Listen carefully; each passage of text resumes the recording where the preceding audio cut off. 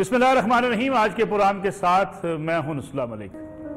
नाज़रीन, आज का प्रोग्राम पाकिस्तान के उस मजहबी और सियासी रहनुमा के नाम कि जिसके लिए कराची की गलियों में से शुरू होने वाला नारा सुबह मुनव्वर शाम मुनव्वर रोशन तेरा नाम मुनव्वर बिलाखिर पाकिस्तान के गली कूचों में फैल गया। और पाकिस्तान नहीं बल्कि पाकिस्तान से बाहर दुनिया भर में इस्लामी तहरीकों के लिए वो एक रोशन मिसाल की तरह थे। एक सियासी लीडर, एक मजहबी रहनुमा और उन सब के लिए एक मुरब्बी की हैसियत रखते थे। पाकिस्तान में कहीं गए या पाकिस्तान से बाहर गए, जगह जगह उनसे मोहब्बत करने वाले, उनसे अकीदत करने वाले बेशुमार लोग मौजूद थे। और आज भी उनकी इस दुनिया से रुखसत होने के बाद भी उन्हें भरपूर अंदाज में खराज अकीदत पेश किया जा रहा है। अपने सफ़र का आगाज़, सियासी सफ़र का आगाज़ किया तो लोग ये समझते थे कि वो बाएं बाजू की तरफ हैं, लेकिन फिर आस्ता आस्ता वो इस्लामी जमीयत तलबा से मुतासर हुए और दाएं बाजू के एक बड़े सियासतदान के तौर पे पाकिस्तान में उन्होंने अपना किरदार अदा किया। फिर इस्लामी जमीयत तलबा से होते हुए जमात इस्लामी पाकिस्तान में आए और जमात इस्लामी पाकिस्तान के अमीर मुकर्रर हुए। जमात इस्लामी की अमारत के दौरान भी उन्होंने जमात इस्लामी को आगे बढ़ाने के लिए, जमात इस्लामी की अपनी पहचान, अपनी इनफरादियत के लिए भरपूर अंदाज से काम किया। उनके हामी और मुखालफीन उनके इस दुनिया से रुखसत होने के बाद आज उनको बड़े अच्छे लफ्ज़ों से याद कर रहे हैं। वो लोग जो उनसे मुसलसल इख्तलाफ रखते थे, नज़रियाती इख्तलाफ रखते थे, आज वो भी समझते हैं कि पाकिस्तान एक बड़े सियासी लीडर से, एक बड़े मजहबी रहनुमा से और एक अपनी बात को हक बात कहने वाले, बड़े जुर्रत और बहादुरी के साथ कहने वाले लीडर से पाकिस्तान महरूम हुआ है। जमात इस्लामी के लिए भी यकीनी बात है, एक बड़ा सदमा है। उनके मुरब्बी, उनके कायद और उनके रहनुमा रुखसत हुए, लेकिन पाकिस्तानी सियासत के लिए भी एक बड़ा नुकसान है कि वो एक बड़े ही दबंग किस्म के सियासतदान थे। जमात इस्लामी पाकिस्तान के अंदर भी, जमात इस्लामी के ज़ुमा कहते हैं, जमात इस्लामी के कायदीन कहते हैं कि उन्होंने हमेशा अपनी बात का खुल कर इज़हार किया बग़ैर किसी तरद्दुद के। जो भी उस बात को उन्होंने सच समझा, जमात इस्लामी के अंदर भी उसका इज़हार किया।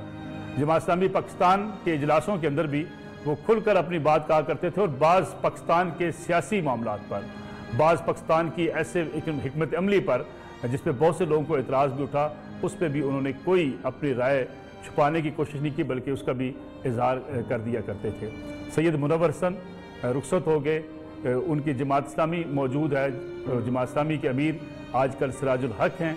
और जिस सफ़र का आगाज़, जिस तालिब इल्मी के ज़माने से आगाज़ उन्होंने किया था, इस्लामी जमीयत तलबा, उनसे वाबस्ता भी लोग आज उनकी याद में भी ताज़ीती इजलास भी कर रहे हैं। जगह जगह उनकी गायबाना नमाज जनाजा भी अदा की गई है और उनको शायद मेरे ख्याल में काफ़ी अरसे तक याद रखा जाएगा। भूलने वाली शख्सियत सैयद मुनव्वर हसन नहीं थे, बड़े ही एक मुत्तकी और परहेज़गार इंसान। और फिर जिस तरीके से वो बात करते थे, बात करने का एक सलीका था उनका, हज़ारों के मजमे से खिताब कर रहे होते थे और लोग बिल्कुल खामोशी के साथ उनका ये खिताब सुना करते थे। आज का प्रोग्राम हमने उन्हीं की याद में रखा है। उन्हीं की याद में ख़ास तौर पे हम चाहेंगे कि आज के प्रोग्राम में जमात इस्लामी पाकिस्तान के जो अमीर हैं और जो इस्लामी जमीयत तलबा के नाज़िम आला हैं, क्योंकि वो दोनों इस्लामी जमीयत तलबा के भी नाज़िम आला रहे और जमात इस्लामी पाकिस्तान के भी अमीर रहे, उनसे बड़ा मुख्तसर से हम बातचीत करेंगे उनकी ज़ात के हवाले से। फिर उसके बाद आपको दिखाएंगे एक बड़ा यादगार इंटरव्यू सैयद मुनव्वर साहब का, पाकिस्तान की सियासत के हवाले से, जमात इस्लामी की पॉलिसियों के हवाले से, उनके अपने सफ़र के हवाले से कि उन्होंने अपनी सियासी सफ़र का आगाज़ तालिब इल्मी के ज़माने में कैसे किया, किस तरह किया, किस सोच उस नज़रिए के हामी थे, फिर वो एकदम जमात इस्लामी जमीयत तलबा की तरफ कैसे आए, बाएँ बाजू से दाएँ बाजू की तरफ वो कैसे गए, इस पर भी आज की इस इंटरव्यू में बड़ी तफसील से बात की गई है।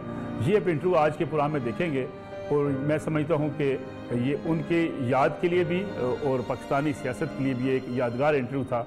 ये आप आज के प्रोग्राम में देख पाएंगे। लेकिन प्रोग्राम इस इंटरव्यू से पहले मैं चाहूँगा कि जमात इस्लामी पाकिस्तान के अमीर जनाब सिराजुल हक साहब हमारे साथ मौजूद हैं। सिराजुल हक साहब ने इमारत ली जब मुनव्वर हसन साहब ने कहा जी कि वो जमात इस्लामी की इमारत से अलग होना चाहते हैं, इसलिए उन्होंने एक ख़त भी लिखा। ये जमात इस्लामी के अंदर एक नई रवायत डाली गई तो उन्होंने अरकान से जब इंतखाब का वक्त आया तो ख़त लिखा कि उन्हें अमीर मुंतखब ना किया जाए, अपनी सेहत के बायस वो अब जमात इस्लामी के मनसब पर, इमारत के मनसब पर नहीं रहना चाहते। सिराजुल हक साहब बहुत बहुत शुक्रिया प्रोग्राम में वक्त देने का। आज का प्रोग्राम तो चूँकि इंटरव्यू है सैयद मुनव्वर हसन मरहूम का, वो हम दिखाना चाहेंगे अपने नाज़रीन को, लेकिन वो बड़ा मुख्तसर मैं आपसे जानना चाहूँगा, मुनव्वर हसन साहब से जमात इस्लामी आपको मिली, आप जमात इस्लामी के अमीर बने, بطور مربی، بطور رہنما جماعت اسلامی پاکستان کے امیر کے طور پہ بھی آپ نے ان کے ساتھ کام کیا، ایز اے سیاستدان آپ نے ان کو کیسا پایا؟ کس قسم کا آپ کے ساتھ ان کا ریلیشن تھا؟ بسم اللہ الرحمن الرحیم۔ سید منور حسن صاحب ہم سے جدا ہو گئے، لیکن ان کی یادیں ہمارے دلوں میں ہمیشہ زندہ رہیں گے۔ بحیثیت انسان وہ ایک سچے اور کری انسان تھے، بحیثیت مسلمان وہ ایک عملی مسلمان تھا، اور جس چیز پر اس کا عقیدہ تھا، اس کا نظریہ تھا، ان کے عمل میں صبح اور شام آپ اس کو صاف صاف دیکھ سکتے تھے۔ اور جماعت اسلامی پاکستان میں میں رکن بنا، اور پھر ایک امیر کی حیثیت سے جب وہ امیر تھے میں نے ان کے ساتھ کام کیا، تو ہمیشہ ایک مہربان انسان تھے، اور کبھی بھی میں نے ان کو غصے میں نہیں پایا، ہمیشہ محبت کے ساتھ بات سمجھانے کی کوشش کرتے تھے۔ اور میں نے ان کو رات کے اندھیروں میں بھی دیکھا کہ کس طرح وہ اللہ کے حضور گڑ گڑا کر اور عاجزی کے ساتھ مانگتے تھے، اور میں نے ان کو دن کے روشنی میں دیکھا۔ یہ ان کا انفرادی عملی ہے۔ میں نے ہمیشہ ان کو دیکھا کہ جیسے ہی اذان کی آواز آتی تھی وہ ہر کام چھوڑ کر مسجد کی طرف لپکتے تھے، اور فجر کے وقت بھی ہم جب جاتے تھے مسجد میں ہم نے ہمیشہ ان کو سب سے پہلے پایا۔ اسلامی جمعیت طلبہ پاکستان کے ناظم اعلیٰ حمزہ صدیقی صاحب ہمارے ساتھ موجود ہیں۔ حمزہ صدیقی صاحب سید منور حسن جماعت اسلامی پاکستان کے امیر رہے، لیکن اس سے پہلے جب زمانہ طالب علمی میں انہوں نے اپنے سفر کا آغاز کیا تو اسلامی جمعیت طلبہ پاکستان کے ناظم اعلیٰ رہے۔ اسلامی جمعیت طلبہ پاکستان کے ناظم اعلیٰ ہونے کی حیثیت، پھر جماعت اسلامی پاکستان کے امیر بننے کے بعد اسلامی جمعیت طلبہ کے ساتھ ان کا ریلیشن کیسا تھا؟ ان کا گاہے بگاہے آپ لوگوں کی ملاقات بھی ہوتی تھی، بطور سابق ناظم اعلیٰ، بطور امیر جماعت اسلامی پاکستان کیسا انہوں نے اسلامی جمعیت طلبہ سے ایک رابطہ رکھا ہوا تھا؟ جی، وہ تو ہمارے مربی تھے، رہبر تھے، رہنما تھے، مدبر تھے، ہر موقع پہ رہنمائی کرتے تھے، حوصلہ کرتے تھے، آگے بڑھ کے ہاتھ تھامتے تھے، سینے سے لگاتے تھے۔ کوئی مشکل پریشانی ہو سید صاحب کے پاس پہنچ جائیں، سید صاحب لمحوں میں اس کا حل بتا دیا کرتے تھے۔ اور اسلامی جمعیت طلبہ کا تو ہر کارکن اب یہ اعلان کرتا ہے، اور ان کی زندگی میں بھی ان کو دیکھ کر بالکل پکار اٹھتا تھا کہ ہم بیٹے جیسے سید کے۔ سید منور حسن صاحب نے اسلامی جمعیت طلبہ کے بلا شبہ لاکھوں کارکنان، کیونکہ اسلامی جمعیت طلبہ کے وہ 60 کے عشرے میں جمعیت کی نظامت اعلیٰ کے ذمہ داری سے فارغ ہوئے، اور آج تک تربیت کی ہوگی کہ جو ان کی فکر سے، ان کے بتائے ہوئے اصولوں اور طریقہ کار کے اوپر زندگی گزارتے ہیں۔ اور ایسے ہزاروں اور لاکھوں طلبہ ہوں گے کہ جو سید منور حسن رحمۃ اللہ علیہ کی بتائی ہوئی باتوں پر عمل کر کے جن کی زندگیوں میں واقعتاً ایک انقلاب برپا ہوا ہوگا۔ تو اسلامی جمعیت طلبہ کے ساتھ ان کا ایک تعلق شفیق بزرگ کا تھا، رہبر کا تھا، مربی کا تھا، مزکی کا تھا، مدبر کا تھا، محبت کرنے والے کا تھا، ہاتھ پکڑ کے تھامنے والے کا تھا۔ بہت بہت شکریہ حمزہ صدیقی صاحب، اسلامی جمعیت طلبہ پاکستان کے ناظم اعلیٰ ہمارے ساتھ موجود تھے۔ ناظرین، جیسا کہ میں نے ذکر کیا تھا آج کے پروگرام کے آغاز میں بھی کہ آج کے پروگرام میں آپ دیکھیں گے ایک تاریخی انٹرویو جو سید منور حسن صاحب سے کیا گیا تھا۔ ان کی علالت پہ بھی پوری قوم دعا گو تھی، اور ان کے جانے کے بعد اس دنیا سے رخصت ہونے کے بعد بھی ان کو یاد کیا جا رہا ہے، اور آج کا انٹرویو بھی ایک ان کی یاد میں، اور خاص طور پہ جس قسم کی ان کی سوچ تھی، جو وہ باتیں ملکی سیاست کے حوالے سے کیا کرتے تھے، آج کے پروگرام میں آپ وہ انٹرویو دیکھیں گے۔ انٹرویو دیکھیں گے سید منور حسن صاحب نے جماعت اسلامی کے حوالے سے، اپنی ذات کے حوالے سے اور پاکستانی سیاست کے حوالے سے کیا کہا۔ تھوڑا سا ماضی میں اگر ہم جائیں، این ایس ایف سے جماعت اسلامی کا سفر، ایک انتہا سے دوسری انتہا، کیسا لگا آپ کو؟ پھر آپ نے ایک دوسری انتہا پہ ساری عمر گزار دی۔ بسم اللہ الرحمن الرحیم، بہت شکریہ۔ آپ نے بھی دکھتی رگ سے ہی کام اپنا آغاز کیا ہے، اور لیکن میں سمجھتا ہوں کہ یہ اس لحاظ سے اچھا سوال ہے کہ اس کے اندر بہت سارے سوالات موجود ہیں، اور ان سب کا ایک جواب اگر ہو سکتا ہو تو اس سوال کو فیس کر کے ہی ہو سکتا ہے۔ این ایس ایف جس زمانے میں ہم بات کر رہے ہیں، جس زمانے کی، یہ وہ دور ہے کہ جب کہ پورے دنیا کے اندر سوشلزم کا بڑا غلبہ تھا۔ نعرے تھے تو سوشلزم کے تھے، فلسفہ تھا تو سوشلزم کا تھا، مار کٹائی تھی تو سوشلزم کے نام پر تھی، اور دنیا فی الحقیقت دو بلاکس کے اندر تقسیم ہو گئی تھی، جس میں جینوئن بلاک جو تھا وہ سوشلزم تھا۔ کیپٹلزم تو کبھی کوئی بلاک صحیح معنوں میں رہا نہیں، مفاد پرستوں کا ٹولہ رہا۔ تو ہم نے اگر NSF جوائن کی تھی تو ایک نظریے کی خاطر کی تھی، حالات کو بہتر بنانے کے لیے کی تھی۔ 1958 کا جو مارشاء اللہ تھا 62 تک ایوب خان کا رہا، اس مارشاء اللہ میں تمام جماعتوں پر پابندی تھی، طلبہ کی، مزدوروں کی یونین، پولیٹیکل پارٹی سب بین تھیں، غیر قانونی قرار پائیں تھیں۔ تو NSF کے بجائے ہمارے بڑوں نے مل کر یہ طے کیا کہ ہمیں کچھ کام کرنا چاہیے اور ایک نئے نام سے کام کا آغاز کیا۔ اس نئے کام کی صدارت میرے ذمہ تھی، نئی پارٹی جو بنی تھی، اور ہم نے بہت سنجیدگی کے ساتھ اس بات کو طے کیا کہ اسلامی جمعیت طلبہ کے نوجوان بڑے ذہین ہوتے ہیں، سمجھدار ہوتے ہیں، لیکن آج کل ان کے پاس کوئی کام تو ہے نہیں کرنے کے لیے، ماشاء اللہ لگا ہوا ہے، کوئی اجتماع نہیں ہوتا، کچھ نہیں ہوتا، لہٰذا ان میں کام کیا جائے۔ اور تمام لوگوں نے آپس میں طے کیا کہ میں ان 5 لڑکوں پہ کام کروں گا۔ اس میں نے بھی اپنے ذمہ 20 لڑکے لیے کہ ان جمعیت کے لوگوں کو میں اپنے ساتھ ملاؤں گا۔ اچھا، تو میں نے وہاں قریب کی مسجد میں نماز پڑھنی شروع کی اور وہاں لوگوں سے رابطے پیدا کیے، اور میرا خیال ہے رابطے کامیاب رہے، اس لیے کہ ہماری جو ایکٹیویٹیز نئے کلب کے تحت ہوتی تھیں اس میں وہ لوگ شریک ہونے لگے، ان کو پتہ بھی نہیں چلا ہوگا کیا ہے کیا نہیں۔ کچھ ہی دنوں میں اس بات کا مجھے اندازہ ہوا کہ ایک صاحب وہاں ایسے ہیں کہ جو مجھ سے سوشلزم اور اسلام کی بحث کرنا چاہتے ہیں، لیکن یہ بات طے تھی کہ میں جتنا اسلام جانتا ہوں وہ اس سے کم سوشلزم جانتے ہوں گے۔ بالکل ٹھیک۔ اور سلوگن مونگرنگ کے لیے تو ٹھیک ہے۔ میرا خیال ہے کہ کوئی 6 مہینے میرے اور ان کے مذاکرات اور بات چیت و گفتگو چلتی رہی۔ کون تھے وہ؟ وہ کوئی قابل ذکر آدمی نہیں ہے، جان پہچان، اور جتنا ان کو سوشلزم معلوم تھا انہوں نے وہ سارا ڈھیر لگا دیا میرے سامنے، اور جتنا مجھے اسلام اس وقت سمجھ میں آتا تھا میں نے اسلام کو ڈھیر لگا۔ لیکن مجھے یہ اندازہ ہوا، میں یعنی الٹ بات کہہ گیا، یعنی جتنا مجھے سوشلزم معلوم تھا وہ میں نے ان کے سامنے لا کر رکھ دیا، اور جتنا وہ اسلام جانتے تھے وہ میرے سامنے۔ لیکن اس بحث میں باعث میں مجھے ون فائن مارننگ یہ اندازہ ہوا کہ جیسے میں بڑی ویک وکٹ کے اوپر ہوں۔ اچھا۔ اور میرے سوالوں کا جواب مل گیا ہے، ان کے سوالوں کا جواب میں نہیں دے سکا ہوں۔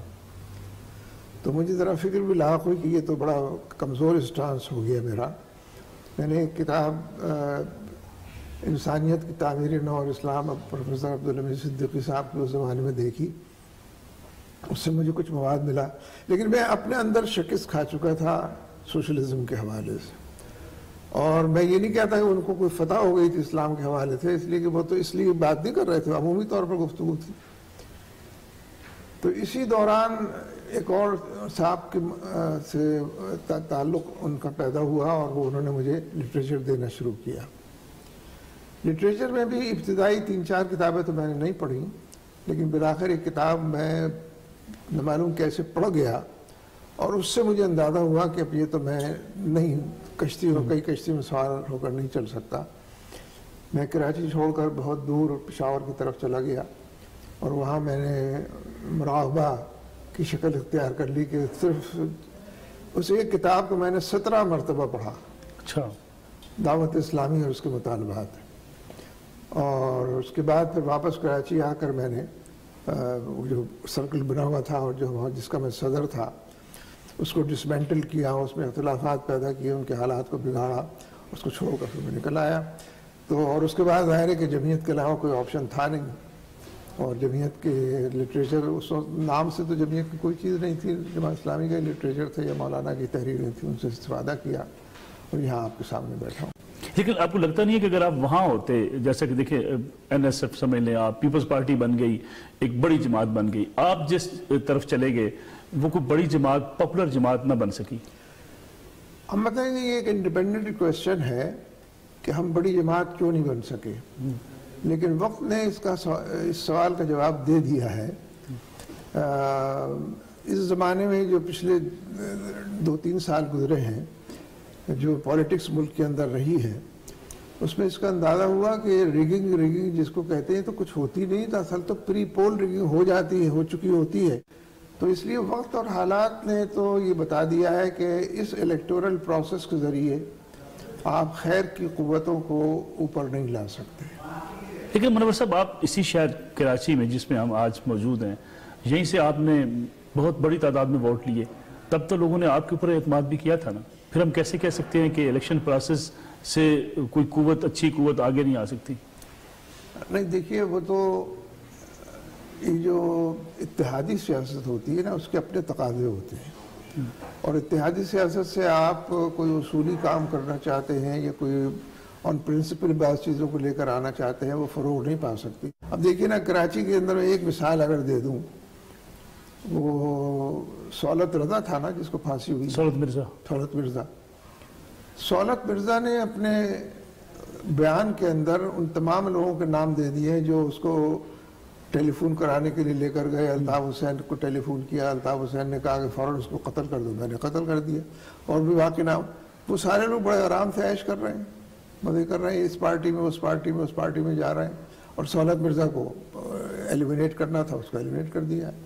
وہ جو فیکٹری کا معاملہ ہے، 350 لوگ اس کے اندر شہید کر دیے گئے، who cares؟ کسی کو کچھ نہیں صحت پر اثر پڑتا۔ تو اس میں سیاست کا قصور کہاں تک ہے؟ جمہوریت کا کیا قصور ہے اس میں؟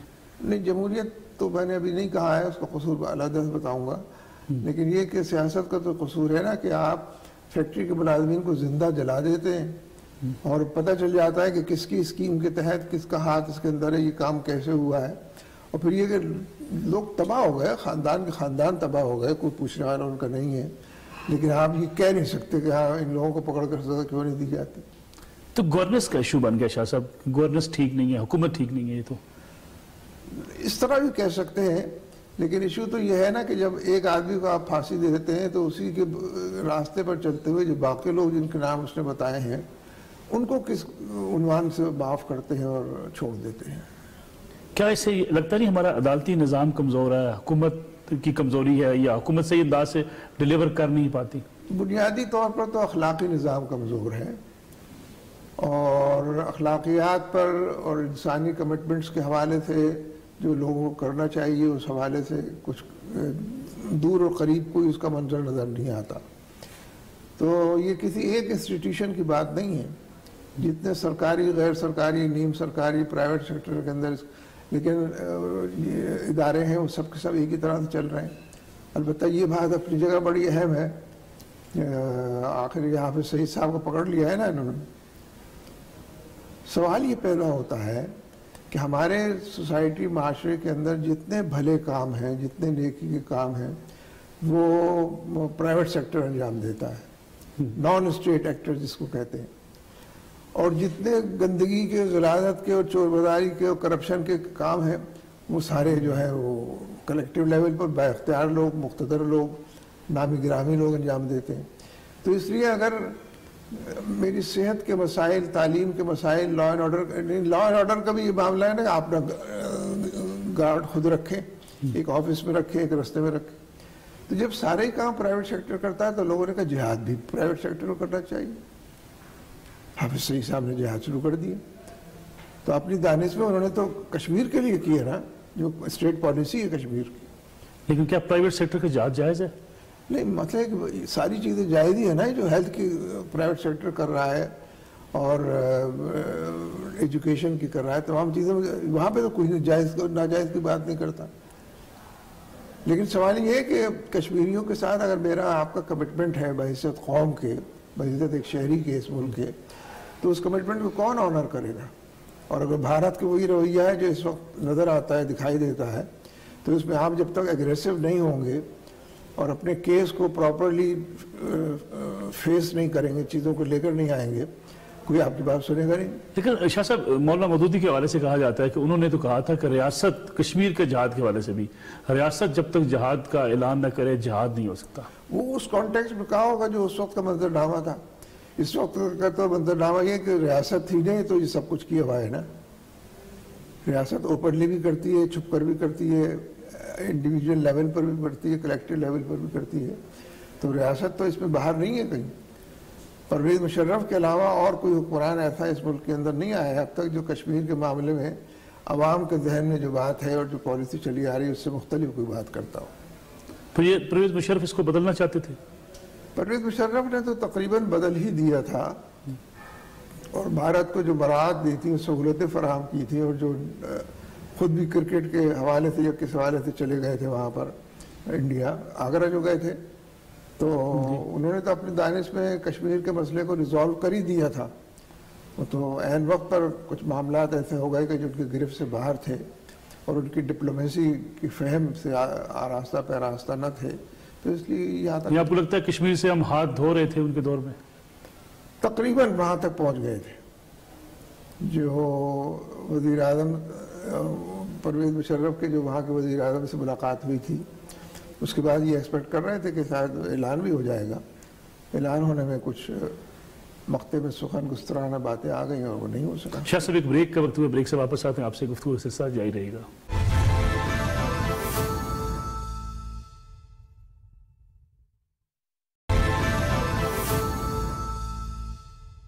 پروگرام میں ایک بار پھر خوش آمدید۔ شاہ صاحب بات ہو رہی تھی کشمیر کے حوالے سے، کیا ایسا ممکن ہے، کیونکہ فوج کے حوالے سے ہمیشہ یہ کہا جاتا ہے کہ جو فوجی اسٹیبلشمنٹ ہے وہ نیشنل سیکورٹی خاص طور پہ اور ملکی دفاع کے لیے قومی سلامتی پہ کوئی کمپرومائز نہیں کرتی، تو کیا ایسا ممکن ہے کہ فوجی حکمران کے ہوتے ہوئے پاکستان کشمیر پالیسی کو چینج کرنے میں؟ سر ونسٹن چرچل نے بات کی تھی، وہ بڑی ویلڈ بات ہے جب اس نے یہ بات کہی تھی کہ جنگ ایک ایسا اہم مسئلہ ہے کہ فوجیوں پر نہیں چھوڑا جا سکتا، یعنی پولیٹیکل اسٹیبلشمنٹ جو ہے، سیاسی حکومت جو ہے، وہ اس میں فیصلہ کرے گی، نافذ کرنے والے فوجی ہوں گے۔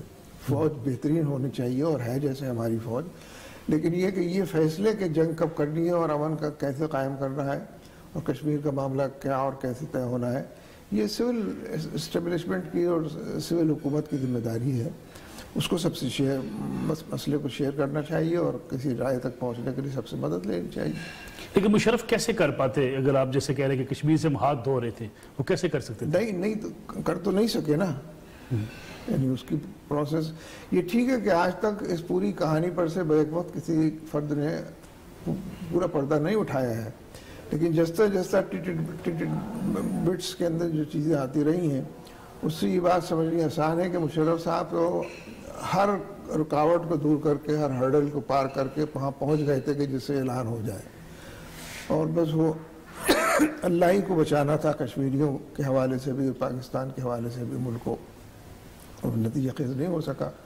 شاہ صاحب مذہبی جماعتوں کے حوالے سے اور بالخصوص جماعت اسلامی کے حوالے سے ایک الزام ہمیشہ سے لگتا رہا ہے، اسٹیبلشمنٹ کی پارٹی، اور مذہبی جماعتوں کو ہمیشہ سے اسٹیبلشمنٹ کی بی ٹیم کہا جاتا رہا ہے۔ آپ کے حوالے سے ایک مختلف نقطہ نظر ہمیشہ سے سامنے آتا رہا ہے، لوگ کہتے ہیں کہ آپ ہمیشہ سے اسٹیبلشمنٹ کے خلاف رہے، اس کے باوجود کب جماعت اسلامی کے امیر میں تھے، اور ماضی میں بھی جنرل ضیاء الحق کے زمانے میں جب جماعت اسلامی ضیاء الحق صاحب کا ساتھ دینے کا اعلان کر رہی تھی، آپ کراچی میں تھے، اور آپ جماعت اسلامی جو ہے کراچی کی جماعت اسلامی وہ ضیاء الحق کی مخالفت کر رہی تھی۔ ویسے میرا خیال ہے فیکٹس اینڈ فیگرز اس طرف رہنمائی نہیں کرتی، اس لیے کہ جماعت تو اپنے کانسٹیٹیوشن کے تحت اپنی مرکزی مجلس شورا کے ہاتھوں اپنی پالیسی تشکیل دیتی ہے، اور وہ پالیسی جو ہے وہ تحریر میں ہو جاتی ہے، لفظوں میں ان کو لکھ لیا جاتا ہے، تو پورا ریکارڈ موجود ہے ضیاء الحق کے زمانے کا بھی۔ مرکزی مجلس شورا کے جتنے اجلاس ہوئے ہیں انہوں نے جو سیاسی قرارداد حالات کے لحاظ سے طے کی ہے، وہ سب یک طرفہ طور پر ضیاء الحق کے حق میں نہیں جاتے بلکہ خلاف جاتے ہیں۔ اس کی تمام پالیسیوں کے حوالے سے، رویوں کے حوالے سے، الیکشن نہ کرانے اور مسلسل پوسٹ پون کرنے کے حوالے سے، لیکن باوجود حالات کا تقاضا بھی تھا اور کچھ پریس اور میڈیا کی کار فرمائیاں بھی تھیں کہ جس کے نتیجے میں تاثر یہ بن گیا کہ جیسے ضیاء الحق کے ہم ساتھ ہیں، اور ہم کبھی بھی اس کے ساتھ نہیں رہے۔ البتہ یہ ٹھیک ہے کہ ہمارے ہاں یہ بات کہی جاتی تھی کہ تعاونوا علی البر والتقوی، اقتدار اور اختیار یہ بھی حلال اور حرام ہوتا ہے، تو حلال اقتدار کے ذریعے جو فیصلے کیے جائیں گے وہ ویلڈ ہوں گے، حرام اقتدار کے ذریعے، ناجائز اقتدار کے ذریعے، اسی لیے لیجیٹیمیسی کا لفظ پھر عام ہو گیا کہ لوگ سمجھنے لگے کہ یہ اقتدار جو لیجیٹیمیٹ ہے یا انلیجیٹیمیٹ ہے۔ انلیجیٹیمیٹ اقتدار کے ذریعے سے جتنے فیصلے ہوں گے ان سب میں سقم ہوگا، ان سب کے اندر خرابی ہوگی، ان سب کے اندر جھول اور کمزوری ہوگی، اور ان سب کے بارے میں کہا جا سکے گا کہ یہ ویلڈ نہیں ہے۔ لیکن شاہ صاحب پھر تو ضیاء الحق کا اقتدار لیجیٹیمیٹ نہیں تھا، مشرف صاحب کا اقتدار لیجیٹیمیٹ نہیں تھا، اور لیکن اس کے باوجود جماعت اسلامی ضیاء الحق کے بھی ساتھ گئی، مشرف صاحب کے بھی ساتھ گئی۔ میرا خیال ہے اس کی بھی وضاحت ہو جانا اچھا ہے۔ ضیاء الحق کے ساتھ پی این اے گئی تھی، پی این اے 9 پارٹیوں کے مجموعے کا نام تھا، لیکن جماعت اسلامی اس کا حصہ تھی. ہاں وہ حصہ ہی تھی نا, تو اس لیے جماعت اسلامی نہیں گئی بلکہ پی این اے گئی. پی این اے نے الیکشن لڑا تھا, پی این اے کا یہ نشان حل تھا, پی این اے کے لوگ جیل گئے, پی این اے کے لوگوں نے تحریک چلائی. جماعت اسلامی کی تحریک کوئی نہیں کہتا اس کو کہ جماعت اسلامی نے تحریک چلائی. لیکن مشرف کا ساتھ دیا پھر؟ مشرف کا تو کبھی ساتھ نہیں دیا, اس لیے کہ ایم ایم اے تھی, اور ایم ایم اے اپنے الیکٹورل پالیٹکس کے ذریعے اور اپنے الیکٹورل ریکارڈ کے ذریعے اس پوزیشن میں تھی کہ حکومت کے اندر جائے. تو الیکٹڈ لوگ ہونے کی وجہ سے با اختیار ہونے کا جو سلسلہ چلتا ہے اس کی وجہ سے گئے تھے تو پرویز مشرف کے ہاتھ مضبوط کرنے. لیکن آپ نے اسی الیکٹڈ جو اس کی پاور تھی اس کو استعمال کیا مشرف کو, اس کو سپورٹ کرنے کے لیے, اس کو وردی میں پریزنٹ تسلیم کیا. دیکھیے وہ بھی مغالطہ انگیز بات ہے, وردی اتارنے کے لیے اس کو سپورٹ کیا, اس سے تاریخ لے لی, اس نے اعلان کر دیا کہ میں یہ وردی اتار دوں گا بائی دی اینڈ آف اکتوبر نومبر. تو اس لیے شیشے کے گھر کے اندر اگر ہاتھی گھس جائے تو اس کو نکالنے کے لیے لاٹھیاں نہیں ماری جاتی اور نہ شیشے ٹوٹیں گے. شاہ صاحب آج کے اگر حالات بھی ہم دیکھیں, کمپیئر کریں ماضی کے ساتھ, کون پاکستان کی ان حالات کا ذمہ دار کون رہا ہے, فوجی حکومتیں یا سول حکومتیں؟ دیکھیے فوجی حکومتیں تو اس لیے ہیں ہی اس کے ذمہ دار کہ ان کا کام حکومت کرنا نہیں ہے. باقی تو پھر رہ جاتی سیاسی حکومتیں, انہوں نے بے پناہ غلطیاں کی ہیں, کوتاہیوں کے مرتکب ہوئے ہیں. یعنی حب الوطنی کو بھی آپ تلاش کریں تو بڑی مشکل سے ادھر ادھر کہیں مل جائے گی کونے خدرے میں, ورنہ جینوئنلی حکمرانوں کی حکمرانی کے اندر حب الوطنی بہت کم نظر آتی ہے. اور اب یہ جو آج کل سلسلہ کرپشن کے حوالے سے چل رہا ہے, اس نے تو ان کو مزید ایکسپوز کر دیا ہے کہ سارا وقت ان کا اسی کے اندر صرف ہوتا ہے کہ اپنا مال کیسے بنایا جائے اور مال کیسے بڑھایا جائے. تو موجودہ جو جمہوریت ہے, آپ اس کو اسلامی جمہوریت سمجھتے ہیں؟ موجودہ جمہوریت کو تو جمہوریت کہنا ہی عجیب و غریب چیز ہے, اس لیے کہ یہ ٹھیک ہے کہ بندوں کو گنا کرتے ہیں, تولا نہیں کرتے. اس سے ایک فہم کے اندر آدمی کا اضافہ ہوتا ہے اس اپروچ سے. لیکن یہ حقیقت ہے کہ اختیارات اور اقتدار اور مقتدر ہونے کے جتنے حلقے ہیں انہوں نے پاکستان کو بالکل از خود ہی کارنر کر دیا ہے, حالات کی خرابی کا شکار بنا دیا ہے. اور دور گرتی ہے تو بیچارے مسلمانوں پہ ہی گرتی ہے اس حوالے سے. تو یہ تو ری بلڈنگ کا پروسیس شروع کرنا ہوگا, اور میں ویسے پر امید ہوں, اس بارے میں آپٹیمسٹ ہوں. دیکھیے خراب لوگ بھی خود خراب نہیں ہوتے, ان کو ماحول ہی ایسا ملتا ہے, سوسائٹی ایسی ملتی ہے, حالات ایسے بن جاتے ہیں, ان کی ضرورتیں پوری نہیں ہوتی. میں ان کا کیس پلیڈ نہیں کر رہا خرابی کا, لیکن یہ سمجھنا کہ یہ آدمی چور ہے تو چور ہی پیدا ہوا تھا, یہ چور نہیں پیدا ہوتا کوئی. آدمی بھوکا پیدا ہوتا ہے, ننگا پیدا ہوتا ہے, ضروریات کے حوالے سے سوالیہ نشان بن کر پیدا ہوتا ہے. آپ اس کے معاملات کے اندر دلچسپی تو لیں. اور میں تو اس قوم کے بارے میں جو اس ملک میں بستی ہے کہ خوددار قوم کی حیثیت ہے ان کو, یہ ہاتھ نہیں پھیلائیں گے آپ کے سامنے, لیکن آپ اس کو جینے کا حق تو دیں. اس کی انسانی ضروریات جو نظر آ رہی ہیں اوپر سراپا کے اندر, اس کو تو پورا کریں.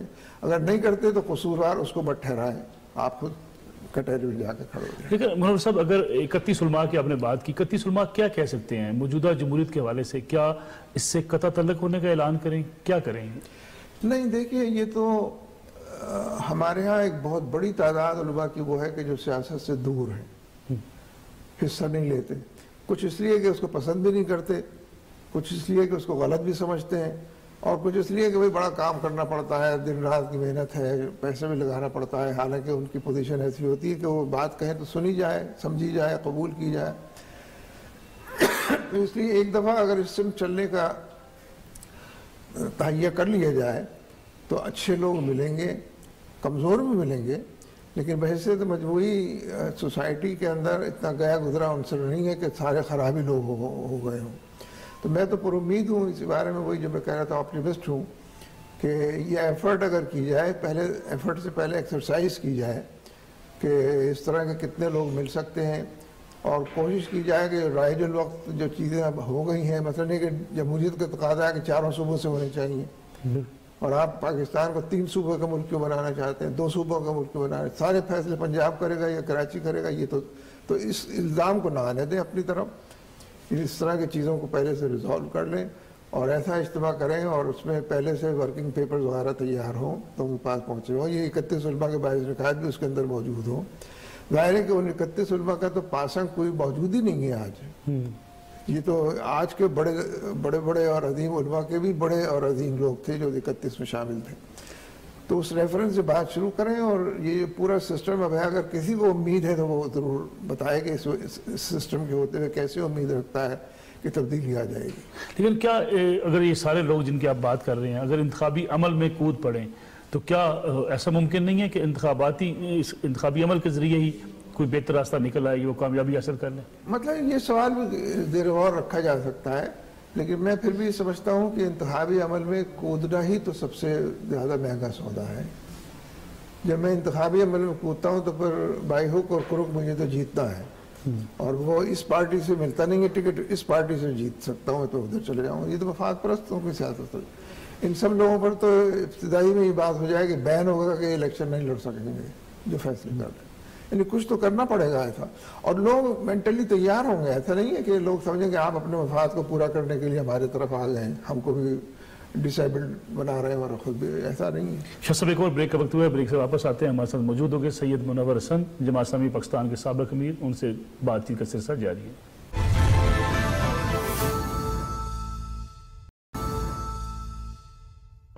پروگرام میں ایک بار پھر خوش آمدید. منور صاحب, آپ کی باتوں سے ایسے لگ رہا ہے کہ آپ شاید انتخاب نہیں کوئی انقلاب کی بات کر رہے ہیں. دیکھیے باتوں سے تو کچھ بھی لگ سکتا ہے, لیکن ہر آدمی جو بات کر رہا ہے اس معاشرے کے اندر وہ انقلاب کی بات کر رہا ہے. اس کو پتہ نہیں ہے کہ میں انقلاب کی بات کر رہا ہوں, لیکن جب اپنے دکھ بیان کرتا ہے, آپ کی طرف سے میری طرف سے جو ظلم اس پر ہوئے ہیں اس کی داستان سناتا ہے, اپنی ناکامیوں کا رونا روتا ہے, تو انقلاب ہی کی بات کر رہا ہوتا ہے کہ یہ سب چیزیں ختم ہو جائیں, ان کو ختم کر دیا جائے تو جو تبدیلی آئے گی اس کو انقلاب کہیں گے. لیکن اس کے باوجود میں آپ سے ایگری کرتا ہوں کہ انتخاب کی سیاست کو آپ نے بہت قریب سے دیکھا ہے, بہت لوگوں نے دیکھا, یعنی کوئی انوکھا واقعہ تو پیش نہیں آیا ہے. اور اس کے جتنے پروز اینڈ کونز, مثال کے طور پر ایک زمانے میں یہ بات شروع ہو گئی تھی کہ پروپورشنل ریپرزنٹیشن جو ہے وہ شاہ کلید ہے, سارے مسائل کا حل ہے, المسائل جتنے بھی ہو سکتے ہیں ان سب کو حل وہ کرے. ضیاء الحق نے جس نومبر 79 کے انتخاب کے لیے پروپورشنل ریپرزنٹیشن کا اعلان کیا تھا, میں نے اس کو بہت قریب سے پڑھا, دیکھا, ذمہ داریاں بھی تھیں اور دوسرے لوگوں کے ساتھ, تو اندازہ ہوا کہ پروپورشنل ریپرزنٹیشن بھی بہت اچھا ٹریپ ہو سکتا ہے, آپ کو پتہ ہی نہیں چلے گا اور آپ ٹریپ ہو جائیں گے پورے کے پورے اس کے اندر. تو اس لیے الیکٹورل پالیٹکس کے جتنے پروز اینڈ کونز مالہ و مالے ہو سکتے ہیں ان سب کو قریب سے دیکھا بھی ہے, برتا بھی ہے.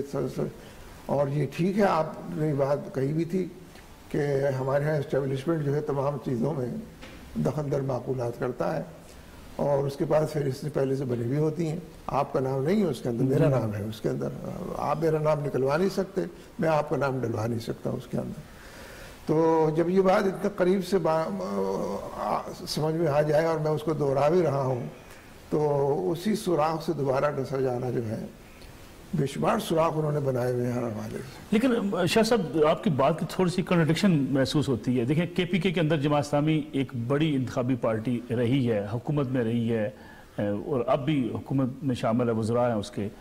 اگر وہاں کامیاب ہو سکتی ہے تو دیگر صوبوں میں کامیاب کیوں نہیں ہو سکتی؟ یہ کیا جماعت اسلامی کی اپنی ناکامی نہیں ہے؟ دیکھیے, کامیاب اور ناکامی بھی کوئی ایسی بات نہیں ہے. جو لوگ کامیاب ہو کر حکومتیں بناتے ہیں انہوں نے کیا کیا ہے, یعنی چاہے KPK سے بات شروع کر دیں یا کراچی سے بات, مطلب یہ کہ اس کا کوئی تعلق لوگوں کی رائے سے تو نہیں ہے. اگر لوگوں کی رائے بھی اس کے مطابق ہوتی تو عبدالستار افغانی اور نعمت اللہ خان ساری عمر جو ہے وہ چپ میں رہتے, کراچی کے نادم رہتے, اس لیے کہ ان کی کارکردگی سے لوگ خوش تھے, مطمئن تھے. اور میں آپ کو یہ بتاؤں, پتہ نہیں کبھی کسی نے بتایا ہوگا یا نہیں, نعمت اللہ خان کی جب پہلی ٹرم پوری ہوئی ہے تو دوسری ٹرم کے لیے تھا کہ کھڑے ہوں گے, جماعت کھڑی کر رہی ہے, فلاں کر رہی ہے. پرویز مشرف نے پیغام دیا کہ میں کراچی آ رہا ہوں اور آپ سے ملنا چاہتا ہوں. اور جب وہ آیا اور ملنے کی بات ہوئی تو اس نے کہا ہم کہیں کمرے میں نہیں ملیں گے, گاڑی کے اندر بیٹھ کر بات کریں گے. گاڑی میں اس نے بات شروع کی اور اس نے کہا کہ میرے پاس جتنی انٹیلیجنس رپورٹیں ہیں سب آپ کے حوالے سے پازیٹیو ہیں. آپ نے کوئی کرپشن نہیں کی ہے, کوئی غلط کام نہیں کیے ہیں, غلط فیصلے نہیں کیے ہیں, رشتہ داروں کو, عزیزداروں کو مراحت نہیں دی, اور ہم چاہتے ہیں کہ آپ اس کے میئر دوبارہ بن جائیں. لیکن آپ کی ویکنس یہ ہے کہ آپ کا تعلق جماعت اسلامی سے ہے. تو انہیں پتہ لگا تھا آپ خود بہت بولنے والے آدمی ہیں. انہوں نے کہا کہ یہ تو تعلق تو میرا ہے اور میں کسی سے چھپاتا بھی نہیں ہوں اور رہے گا بھی انشاءاللہ, اس سے ہٹتا بھی میں نہیں ہوں, لیکن یہ بتائیں میں نے اپنے منصب کی وجہ سے جماعت اسلامی کو کیا فائدہ پہنچایا؟ کوئی مثالیں اس کی ہیں آپ؟ کسی کو پلاٹ دیا ہے, کسی کو ملازمت تک بھی میں نے لوگوں کو نہیں رکھا ہے, مجھ سے شکایت ہے لوگوں کو. مجھے وہ کام بتائیں کہ جو اسٹیٹ کو میں نے نقصان, اسٹیٹ پالیسیز کو میں سب سے زیادہ لے کر چلا ہوں, جماعت اسلامی لے کر چلتی ہے. وہ کہنا نہیں وہ سب چیزیں ٹھیک ہیں, آپ کے بارے میں تو کوئی شکایت ہے ہی نہیں, میں نے تو ساری رپورٹیں دیکھی, لیکن آپ جماعت اسلامی سے تعلق اگر رکھیں گے تو ہمارے لیے مشکل ہوگا. ٹھیک, مشکل ہے مت کریں آپ, میں نے تو نہیں کہا. تو جماعت اسلامی کیوں قابل قبول نہیں ہے لوگوں کے لیے؟ اس لیے کہ وہ اسٹینڈ لیتی ہے نا, اپنی رائے کا اظہار کرتی ہے, استدلال سے بات کرتی ہے, لوگوں کے ہاتھ پکڑتی ہے غلط طرح سمت میں اگر وہ بڑھ رہے ہوں, اور جو حق ہے وہ حقدار رسید کا عنوان جو اس کو دور تک پھیلاتی ہے.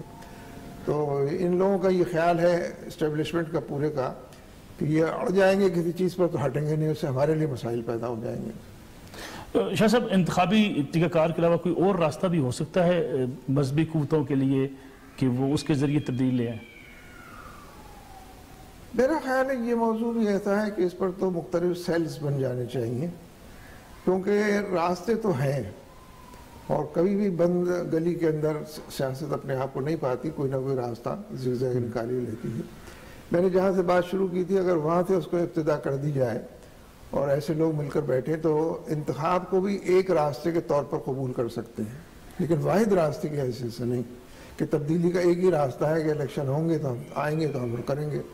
حالانکہ مجھے بالکل یقین ہے کہ الیکشن ہو کے کبھی آگے تو ہمارے مسلمین نے کیا کر لیا, الجزائر میں اس سے پہلے کیا کر لیا. یعنی یہ بھی اسلامی تحریکوں کے ساتھ پوری دنیا کے اندر ایک رویہ ہے جس کا اظہار بار بار ہوتا ہے, تیونس میں اور مراکش میں, سب جگہ پر یہ سب چیزیں ہوئی. لیکن لڑ کے بھی کامیابی کی حاصل نہیں کی جا سکی. قربالدین حکمت یار صاحب کی تازہ مثال ہے, ان کو بالآخر مذاکرات کی طرف جانا پڑا, حکومت میں شامل ہونا پڑا افغانستان کے اندر.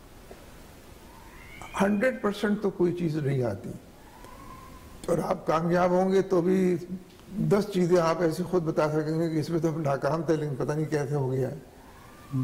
تو اس لیے میں یہ نہیں کہتا, یعنی اس پہ مناظرہ یا بحث تو نہیں ہونی چاہیے, لیکن یہ کہ اپنے مبلغ علم سے فائدہ اٹھاتے ہوئے دوسرے کے مبلغ علم تک پہنچنا ضروری ہے, وہ پہنچنا چاہیے. کیا ایسا نہیں ہے کہ جماعت اسلامی خود اپنے لیے اپنے دروازے لوگوں کے لیے کھول نہیں سکی, رکن بنانا اتنا مشکل کام, جماعت اسلامی میں آنا بڑا مشکل, اسی وجہ سے جماعت اسلامی پاپولر نہیں ہو سکی, عوام کو اپنے ساتھ نہیں ملا سکی؟ اصل میں یہ اعتراض بھی کسی زمانے میں بڑا ویلڈ تھا اور کوئی کہتا تھا تو بڑا سمجھ میں آتا تھا کہ اگر ہم یہ کر لیں گے تو, لیکن وقت نے اس بات کو بتایا کہ سوسائٹی کو اس قدر کرپٹ کر دیا گیا ہے اور پیسے کو اس قدر ویٹو والی حیثیت حاصل ہو گئی ہے کہ آپ سب کچھ بھی کر لیں اگر پیسہ آپ کی جیب میں نہیں ہے.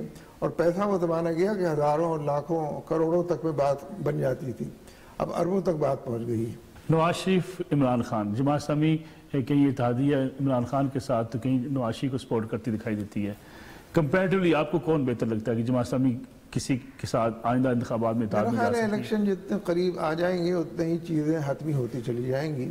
عمران خان نے, میں سمجھتا ہوں اس کے باوجود کہ اس کے پاس زیادہ سے زیادہ کے پی کی حکومت ہے, ایک بڑے دائرے میں ڈیلیور کیا ہے. یہ ٹھیک ہے کہ وہ ابھی ناپختہ ان معنوں میں ہیں کہ تجربہ ان کا نہیں ہوا ہے, اور جو ہوا ہے وہ تقریریں کرنے کا اور دھرنا دینے کا اور شور مچانے کا ہی تجربہ ہے, تعمیر کا اور مثبت پہلوؤں کو سامنے لانے کا اور لوگوں کی خدمت کا پورا اور کام نہیں ہوا ہے. تو ظاہر وقت گزرنے کے ساتھ چیزیں ہوں گی. تو عمران خان نسبتاً